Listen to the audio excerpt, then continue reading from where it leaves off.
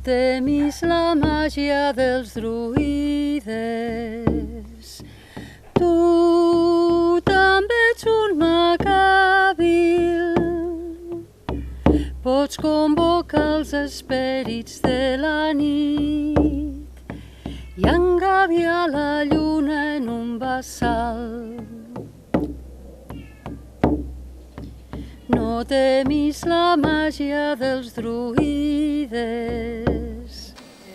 El druida és aquella persona que ha arribat a un punt de coneixement, de consciència, en el qual és capaç de curar els altres, de curar-se ell mateix, i després té una relació amb els elements, amb la naturalesa, amb els arbres i amb la màgia.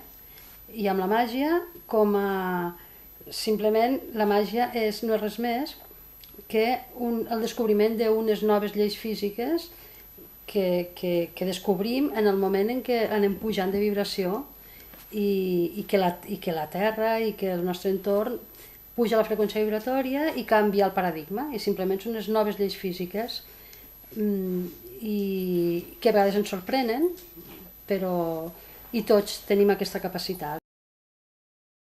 L'espiritualitat no és res més que l'esperit en què es fan les coses. És això, l'espiritualitat. Potser seria la consciència, la presència, i si tu estàs fent qualsevol cosa que facis és espiritual, qualsevol cosa. Rentar plats, agranar, com diem a Tortosa, és espiritual. Si tu estàs present i si tu estàs conscient.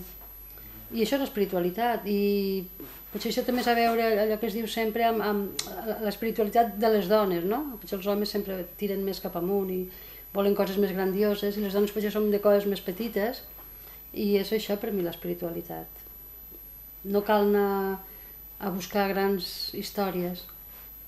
Tot ve donat. Quan fas això, el més ja ve el coneixement teu, ja t'arriben les coses. Primer l'empatia, clar, o sigui, l'empatia vol dir posar-te al lloc de l'altre, allò que diuen sempre posar les sabates de l'altre, no? Perquè això jo ho veig molt a la consulta, quan a mi un pacient que tinc davant, com jo en aquell moment estic en una situació, en un rol molt, diguem, molt sense cap càrrega cap a aquella persona i molt oberta, qualsevol cosa que tingui o que faci aquella persona a mi ja m'està bé, jo ho abraço tot d'aquella persona, d'aquell pacient. Llavors, clar, jo m'estic posant al seu lloc, jo desapareixo en aquell moment jo, la meva personalitat, el meu ego, i m'estic posant al lloc d'aquella persona, i llavors és entendre què li està passant a aquella persona. El moment en què entens i que veus que té allò que tots diem ara, que es diu molt un nen ferit, que tots tenim dins un nen ferit i una nena ferida, al moment en què tu veus i agafes i bressoles i li cantes una nana a aquell nen ferit, t'adones que aquella persona, els actes que ha fet, que poden ser mal fets o que poden ser desagradables o que sigui, és un nen ferit que està reaccionant, i quan tu veus un nen petit que fa una pataleta et fa gràcia i l'entens, i això, jo crec que seria aquesta, no? El verdader amor i afecte seria aquesta, el qual no vol dir que a vegades, com els nens, també has de posar un límit, i hi ha coses que no pots permetre, hi ha actuacions que potser li has de frenar, però vull dir, la comprensió i la intenció que tu tens, jo crec que és molt important la intenció, que és algo així com intangible, no?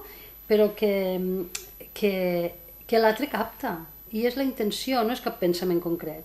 Si la teva intenció és aquesta, és d'amorosa, de comprensió i d'entendre, l'altre ho capta ràpidament i s'obre, i això li obre una porta del seu cor que potser ni ell mateix havia vist, només amb la teva intenció. El que m'arriba, on he de treballar, on he d'incidir és en l'ombra. La paraula és l'ombra. La part fosca de la gent, la part, aquestes emocions guardades, que jo sempre dic que són com un saquet que està allà guardat del nostre inconscient i que està fent molt mal, precisament perquè no és conscient. I reconèixer això és el que més costa. A tots ens costa reconèixer la nostra ombra. I la nostra ombra la veiem reflexada contínuament fora, al món exterior, amb altres persones, amb les situacions que tenim i amb el que sigui, no?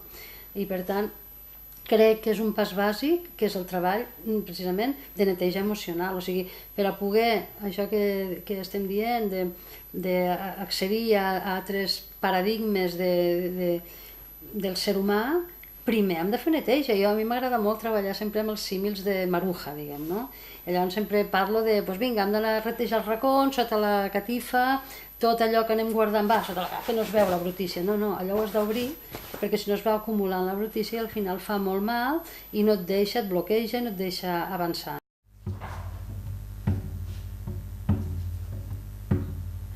Mira tu sombra avestruz, mírala, mírala, mírala. Mira tu sombra avestruz, mírala, mírala, mírala.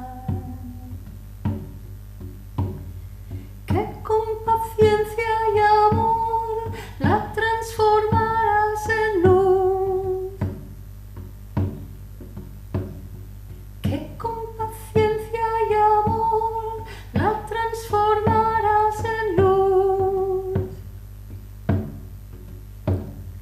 Mira tu sombra avestruz, mírala, mírala, mírala.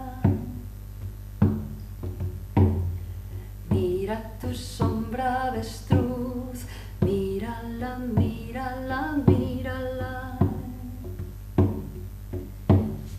Que con paciencia y amor la transformarás en luz. Que con paciencia y amor la transformarás en luz. Mira tu sombra avestruz, mírala, mírala, mírala.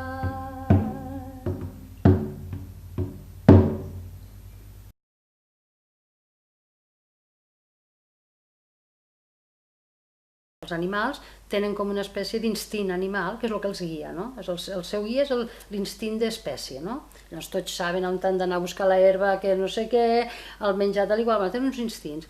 L'humà, de repent, fa un salt de l'animal, llavors ja l'instint el perd bastant i llavors queda en lliure albir, no? Lliure albedrío. Llavors, clar, tu pots triar, tot l'animal no pot triar, perquè l'animal, l'instint el porta cap allà. Ostres, això és horrible, clar, el ser humà és difícil, no?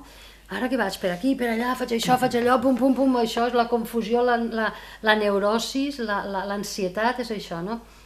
I diu, i llavors quan ve l'altre salt, que això em va agradar molt, diu, arriba un moment en què tampoc hi ets lliure. És curiós això, em va agradar aquesta idea, perquè diu, quan tu ja t'has entregat, t'has lliurat a l'existència, tu ja has fet un salt de consciència i dius, saps què? Em deixo guiar. I torna a guiar. Ja no és un instint animal tan així, però és algo molt superior a tu, amb el qual tu t'entregues. A mi això, no sé, aquesta idea em va portar molt últimament, quan la vaig...